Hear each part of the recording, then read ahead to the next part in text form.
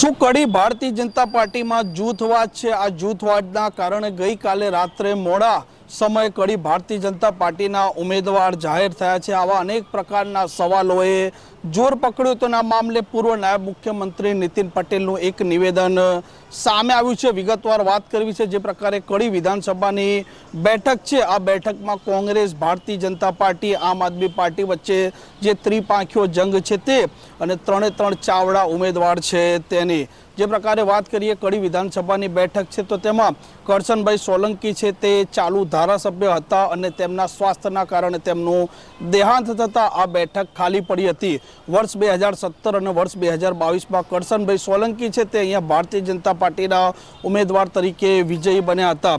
જે પ્રકારે 19 જૂનના રોજ આ ચૂંટણી યોજાવાની છે અને તેને લઈને આજે ઉમેદવારી પત્રો ભરવાનો અંતિમ દિવસ હતો। કોંગ્રેસમાંથી ઉમેદવાર તરીકે પૂર્વ ધારાસભ્ય રમેશ ચાવડાને ઉતારવામાં આવ્યા છે।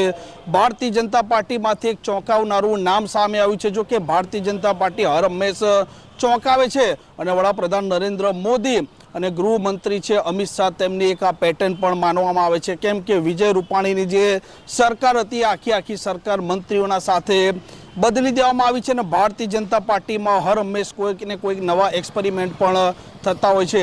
કડી ભારતીય જનતા પાર્ટીના સંગઠનોએ સ્થાનિક ઉમેદવારની સતત જે મોવડી મંડળ છે તેમના પાસે માંગણી કરી, પરંતુ ગઈકાલે રાત્રે જ્યારે રાજેન્દ્ર ચાવડા આ બેઠક માટે ઉમેદવાર જાહેર થયા ત્યારે સૌ કોઈ લોકો અચંબિત થઈ ગયા હતા કે રાજેન્દ્ર ચાવડા ક્યાંના છે। તે મૂળ જનસંઘથી ભારતીય જનતા પાર્ટી સાથે જોડાયેલા છે અને ગઈકાલે મોડી રાત્રે જે પ્રકારે નામ જાહેર થયું ત્યારથી ચર્ચાઓએ જોર પકડ્યું હતું કે શું ભારતીય જનતા પાર્ટીમાં સ્થાનિક લેવલે જૂથવાદ છે તે મામલે ઉમેદવાર જાહેર નથી થતા? આવા અનેક પ્રશ્નોના જવાબ ઉદ્ભવ્યા હતા અને આજે જે પ્રકારે ભારતીય જનતા પાર્ટીના ઉમેદવારનું ફોર્મ ભરવા માટે આ ભાજપના મંત્રીની વાત કરો અને મોવડીઓ આવ્યા હતા તે સમયે પૂર્વ નાયબ મુખ્યમંત્રી નીતિન પટેલે પણ આ મામલે પ્રતિક્રિયા આપી।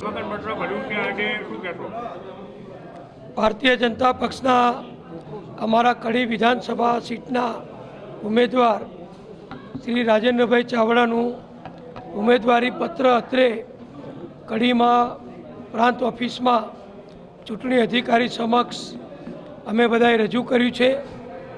ફોર્મ રજૂ કરવા માટે આરોગ્ય મંત્રી શ્રી ઋષિકેશભાઈ પટેલ, સહકાર મંત્રી શ્રી જગદીશભાઈ વિશ્વકર્મા, અમારા સંસદ સભ્ય અને અમારા જે શહેરના અને જિલ્લાના અગ્રણી શ્રી વિનોદભાઈ પટેલ જેઓ આખી વિધાનસભા સીટના સંયોજક છે એમના દ્વારા આ ફોર્મ રજૂ કરવામાં આવ્યું છે। અને એ પહેલાં જે ચૂંટણી સભા યોજાઈ એમાં પણ બધા જ વક્તાઓએ ભારતીય જનતા પક્ષને મત આપવા માટે વિનંતી કરી। અમારા ઉમેદવાર શ્રી રાજેન્દ્રભાઈ ચાવડા 1980થી ભારતીય જનતા પક્ષના સક્રિય અને જાગૃત કાર્યકર છે। ગ્રામ પંચાયત, તાલુકા પંચાયત, વિધાનસભાની વિવિધ ચૂંટણીઓ લડી ચૂક્યા છે અને સરકારના જુદા જુદા નિગમોમાં પણ પક્ષ તરફથી એમની નિયુક્તિ થયેલી છે। એવા પરિપક્વ, અનુભવી, નિષ્ઠાવાન શ્રી ઉમેદવાર અમારા જ્યારે ફોર્મ ભર્યું ત્યારે ખૂબ આનંદ ઉત્સાહથી સેંકડો કાર્યકરોએ એમને સમર્થન આપ્યું છે। જે સભા યોજાઈ એમાં બધા જ વક્તાઓનો એક જ સૂર હતો કે વડાપ્રધાન માનનીય નરેન્દ્રભાઈ મોદીજીએ જે રીતે સિંદૂર ઓપરેશન સફળતાપૂર્વક પૂર્ણ કરી દેશને ગૌરવ, સન્માન અને સલામતી અપાવી છે, આપણા દુશ્મન દેશ આતંકવાદીઓને પોષતા એવા પાકિસ્તાનને પાઠ ભણાવ્યો છે, એવી જ રીતે આપણે પણ કડીના મતદારોએ મત આપી અને વડાપ્રધાન નરેન્દ્રભાઈએ જે સિંદૂર ઓપરેશન સફળતાપૂર્વક પૂર્ણ કર્યું એને અભિનંદન આપવા માટે અને આપણી સેનાઓના વીર સૈનિકોને અભિનંદન આપવા માટે દરેક નાગરિક શુભેચ્છા રૂપે ભારતીય જનતા પક્ષના ઉમેદવાર ભાઈ રાજેન્દ્રભાઈ ચાવડાને કમરના નિશાન ઉપર મત આપી જંગી બહુમતીથી વિજય બનાવે એવી અમે બધાએ કાર્યકરોને, નાગરિકોને, મતદારોને વિનંતી કરી છે. સાહેબ, કડીમાં જૂથવાદના કારણે છેલ્લા સુધી ટિકિટ જાહેર નથી થઈ ભાજપે. નહીં, કોઈ વાત સાચી નથી.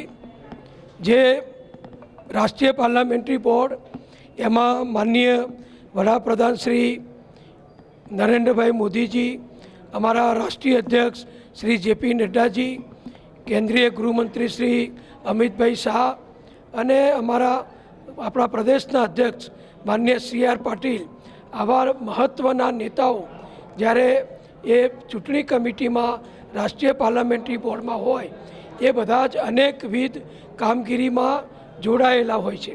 તમે બધાએ જોયું, આખા દેશે જોયું કે કાલે માનનીય અમિતભાઈ શાહનો પશ્ચિમ બંગાળમાં પ્રવાસ હતો. તો આ બધાના સમયની અનુકૂળતા વચ્ચે આ મિટિંગ કરવાની હોય અને મિટિંગમાં કડીનો અને વિસાવદરનો બંનેનો નિર્ણય કરવાના હોય એટલે સ્વાભાવિક રાત્રે મોડી જાહેરાત થઈ છે અને અમે પ્રદેશ પાર્લામેન્ટરી બોર્ડે જે પ્રમાણે ભલામણ કરી હતી એ જ પ્રમાણે રાષ્ટ્રીય પાર્લામેન્ટરી બોર્ડે એને મંજૂર રાખી છે. આમ હવે સૌ કોઈની નજર છે કે જે પ્રકારે આ ચૂંટણી છે, આ ચૂંટણીમાં કોંગ્રેસ, આમ આદમી પાર્ટી અને ભારતીય જનતા પાર્ટી વચ્ચેનો ત્રિપાંખીયો જંગ છે. પરંતુ આ જંગ કેવી રીતે ખેલાય છે, કોંગ્રેસ અને ભાજપના ઉમેદવાર કયા કયા મુદ્દે ચૂંટણી લડે છે, જનતા સમક્ષ કયા કયા મુદ્દે જાય છે, તેના તરફ સૌ કોઈની નજર પણ છે. કેમેરામેન જયવીર સતવારા સાથે તોફિક ગાંચી, નવજીવન ન્યૂઝ, કડી. વૈષ્ણવજન તો તેને કહીએ જે પીડ પરાઈ જાના.